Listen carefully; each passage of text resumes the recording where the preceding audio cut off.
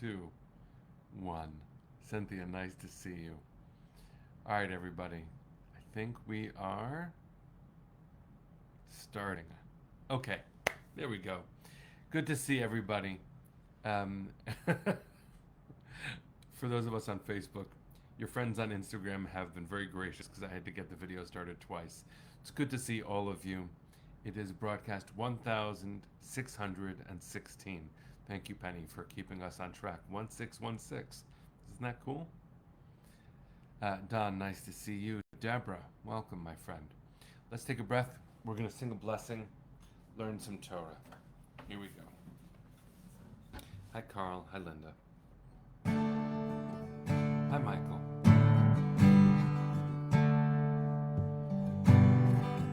Marsha and Jack, it's good to see you.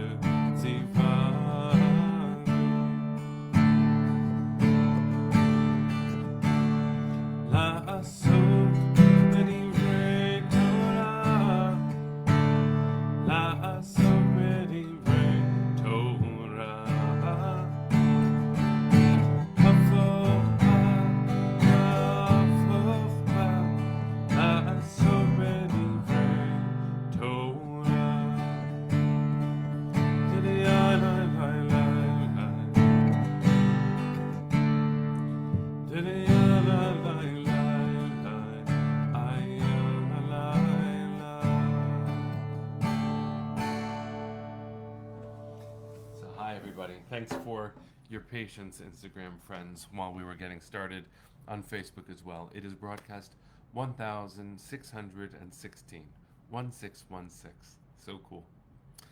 Also, to make you all laugh, it was inevitable that it was going to happen. Yesterday, I gave a Dvar Torah during the Parsha of Teitzei. That's this week's Torah portion. But actually, the Dvar Torah that I gave was based on next week's Torah portion, Kitavo. So if you enjoyed yesterday, it was a preview a week in advance. Let's get back to Teitzei today. Now, if you were with us 2 days ago, you heard my daughter, Ariel, who was with me broadcasting. She mentioned the beginning of the Torah portion, which is about Teitzei lamilchama, if you go out to war. And this Torah portion in the middle of Deuteronomy is Moses giving instructions for what we will do when we enter the land. He won't be there, and he's trying to set out ethical guidelines. This, of course, is essential for us to have a society worth the promise, worth all the sacrifice of generations past. And Teitzei presents a morally complicated parsha. Going out to war is not something that we should want to do in the first place.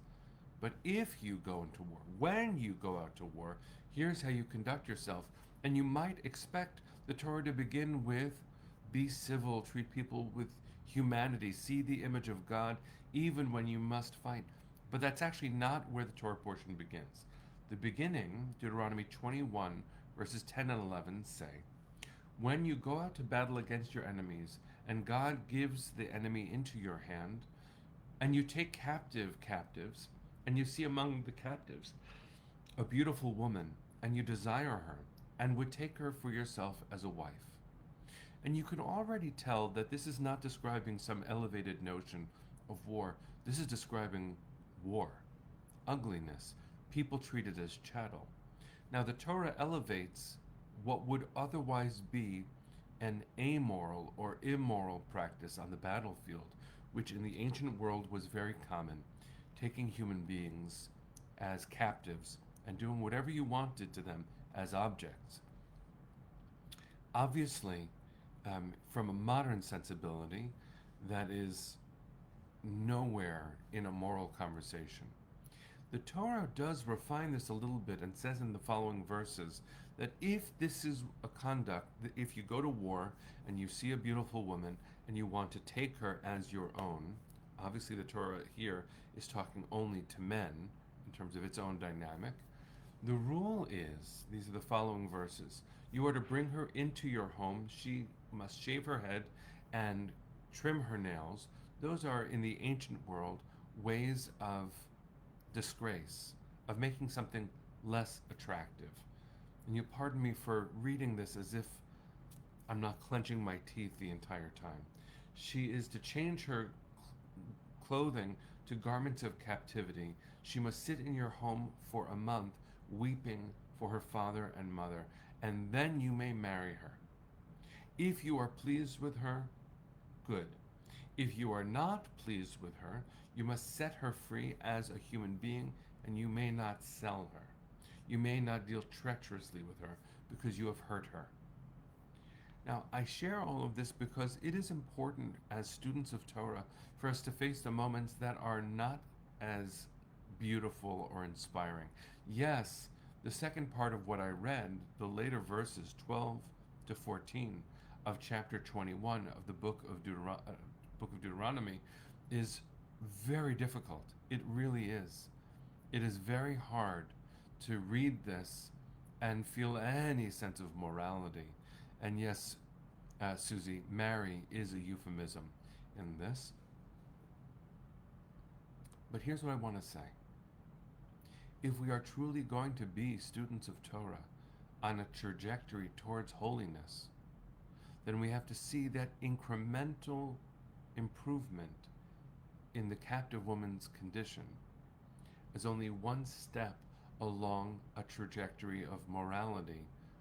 And it demands of us in the ancient setting, in our ritual setting, and in our current conduct, accountability, because we are not immune from the bloodlust of a battlefield, nor are we immune to the problems of power, which can lead to terrible dehumanization. I want to mention something that is very hard to talk about. Just today, in the Times of Israel, there was a story about Tzahal, the IDF, acknowledging that in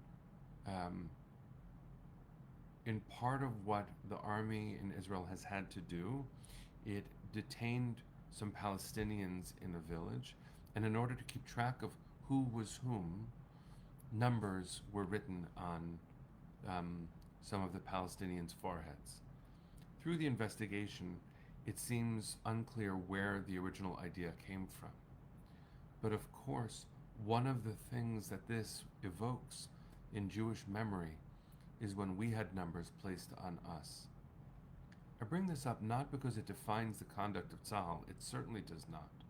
The code of conduct, including Tohar Neshek, the purity of arms, is part of the basic training for every person who serves in Tzahal. And it is something that we are proud of and fighting for, because the ethical conduct of war is something that should differentiate us from those who would dehumanize us. But you can see from the example that I shared that we are not immune from violations of human morals. We are not. It's the problem of power. And in this Torah portion, right where we are, it introduces the very same problem. When you go to war, here's how you fight and retain your humanity by making sure you never erase the humanity of even those you must fight. And in the Torah's dynamic, obviously we have a lot to say today, but in the Torah's dynamic, the people fighting were men, and the women that were taken on the battlefield, again, none of this feels good to say, were human beings, but not necessarily treated as human. The Torah was written in a time where the spoils of war included people.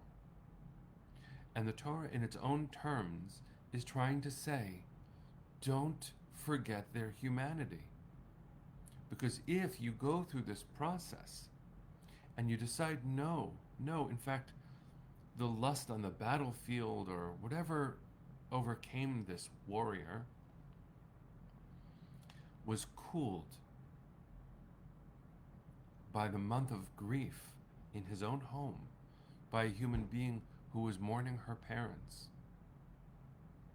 She looks different than she did. She sounds different than she did.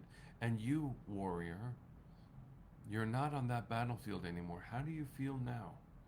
And if you decide that, no, this is not the person for me, obviously I'm using modern terms for an ancient setting, this is not the person for me, you may not sell her. She's a human being. You set her free. Now, I know this is not as good as it should be based on modern understandings, but the Torah does something very important here. It doesn't ignore the problem. The Torah faces the problem head on and says the work of being human while wielding power, especially in battle, is an essential part of being part of Am Yisrael. We are called to that even now.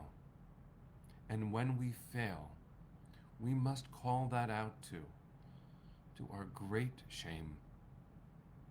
It doesn't describe everything we are, but we can't ignore that we are vulnerable to these actions too. In the Torah, the setting is based on power and battle. And so too, friends, is this example that I shared. It's not easy to talk about. I wish it weren't true. I saw it and could not believe it. And it wasn't some biased media outlet that wants to demonize Jews. No, it was the Times of Israel reporting with journalistic integrity about a violation of human morals conducted by some soldiers in Tzahal. And we have to hold ourselves to a high standard of human conduct if we want to truly represent the legacy that Moshe Rabbeinu handed to us in these verses. We're not perfect people. We're not. We're people. We're people with a sacred mission in this world, people with a right to a homeland, people who have learned through our history that we have to fight for our own dignity. But we're also people who need ethical guidelines. And the Torah in its own context doesn't hesitate from naming the problem and telling us how to retain our humanity during it and in response to it. Well, we need to take a Torah perspective here too. Recognize the problem, name it, and address it. On the one hand, Arlene, as you wrote, we must hold ourselves to a higher moral code, but we also have to understand that that expectation should be universal, and what we need to do is see ourselves as not better than. We need to hold ourselves to our moral code, which I agree is very high. It is very important. And yes, Linda, as you're pointing to, this kind of power dynamic often finds expression in toxic masculinity in our society. But I want to stay on point. The Torah is talking about going to war and dehumanizing a human being. That's our situation. It remains our challenge. We do not put down and send away and reject the notion of power. We are called to transform it into an ethical way of maintaining dignity. We must be human. That's hard work. The Torah reminds us how hard it is. Let's not look away. Let's use our power for good. Because as the great Stan Lee said in the Spider-Man comics, with great power comes great responsibility. Very hard, very necessary, and very real. When we sing Hatikva now, I want you to think about the words. Kol od balevav pnima, as long as deep within the Jewish heart beats. Od lo avda tikvatenu, we haven't yet lost our hope for what? Liot am chofshi be'artzenu, to be a free nation in our own land. That is our right. That is our dream. And in our own land means with our own reminders of who we are and who we must be. Accountability is part of this dream. We knew we needed and deserved the right to be free in our homeland. Now the question remains, are we who we've always been? A people who dreams big about the world that could be and then acts with determination to bring that closer to reality. Hard work, worthy work, holy work. Let's send our hearts to the east. Kol hod balevav penima nefesh Yehudi homia ulefatei mizrach kadima ayin letzion tzofia olo avda tikvateinu התקווה בת שנות 2000 להיות עם חופשי בארצנו ארץ ציון וירושלים להיות עם חופשי בארצנו ארץ ציון וירושלים. Am Yisrael Chai. See you tomorrow, my friends.